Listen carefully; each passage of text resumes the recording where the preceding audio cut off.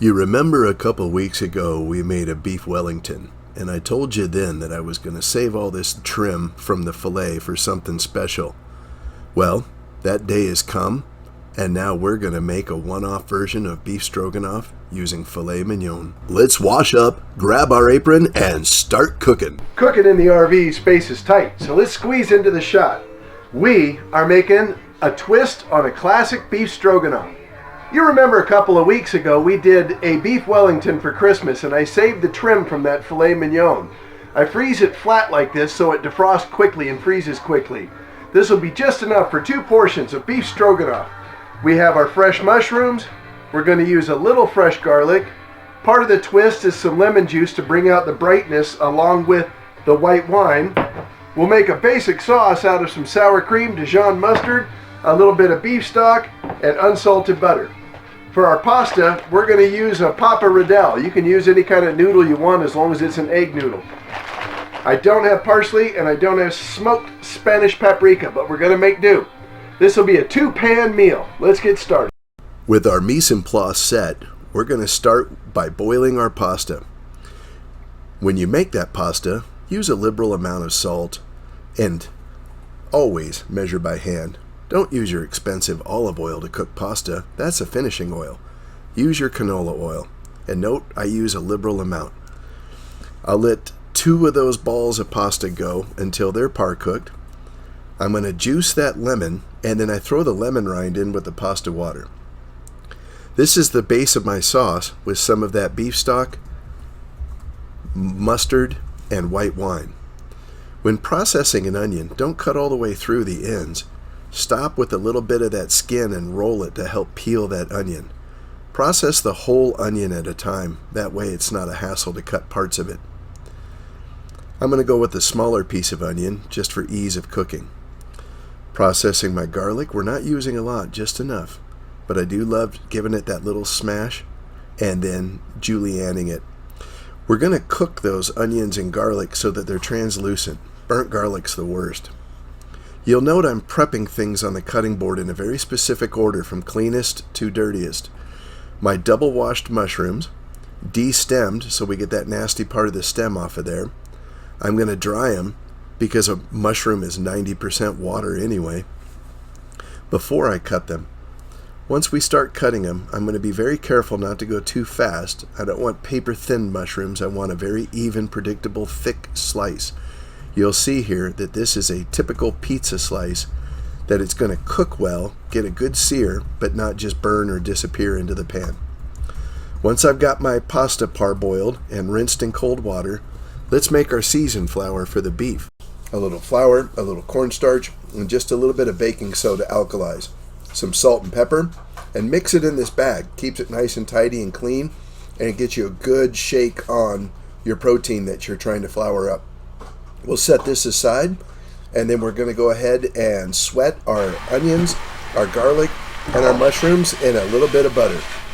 Not trying to brown them too deep, just want to get a good caramelization and some flavor out of them. We'll set those aside. It's now time to flour up the beef. I don't want to do it too soon because it'll get all gummy and soak up too much flour, and I don't want to leave it sitting in the flour for too long either. Seal this bag off with a little bit of air left in it so you can get a good tumble.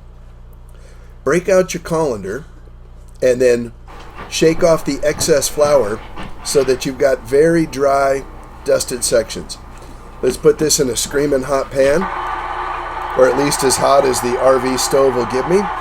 And don't stir and don't shake them till you get a little brown on the bottom side, or else the juice will come out and you're just boiling them. We want a good saute here. And now we've got good caramelization on our coating. They look good, and we've got a good fond on the bottom of the pan. Things are picking up pace, so be quick and stay focused here. Let's set our beef aside. We're going to leave it right there because we need it.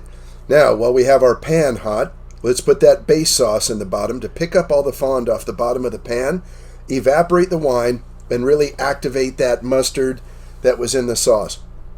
It smells really good right now. Soon as the bottom of the pan is clean and the alcohol from the wine is burnt off, I'm going to go ahead and start building our dish. I've got my sour cream here. I'm using the whole container. So we're going to add that in and get a good whisk on it, gently on the bottom without pushing too hard. Once we feel like I got a little heat, my sauce is coming together, I'm going to add those mushrooms, onions, and garlic that we sauteed earlier. Allow that to come together. Oh, look at the color. It's just gorgeous. Okay, I'm getting a boil. So now let's add that other base element. Oh, forgot to scrape the bowl out. I don't waste anything in our kitchen. Got hungry people to feed. Soon as that comes together with a quick toss, and I realize the consistency of the sauce is where I want it, I'm going to put my noodles, which I just blanched in some hot water to wake them up, right back into the pan. Now the sauce may get a little thin, may get a little thick. If it gets a little thick, you can adjust it with a little half and half or milk. If it gets a little thin, just give it a little more heat. Those noodles will pick that sauce up. I'm going to add the beef back in because we're eating at home. If it was a restaurant, I would have saved that and put it on the top and garnished it. That is a 2-pan meal, and we are ready to eat. Let's plate this up. It's a little awkward with these long noodles. Making a hot mess here. But we're going to get her done. It's almost dinner time, and I'm getting excited. Little twist on the pasta so they pile up real nice. Grab the spoon to get the right amount of mushrooms and beef on there. Oh my goodness. So this is beef stroganoff with filet mignon in an RV.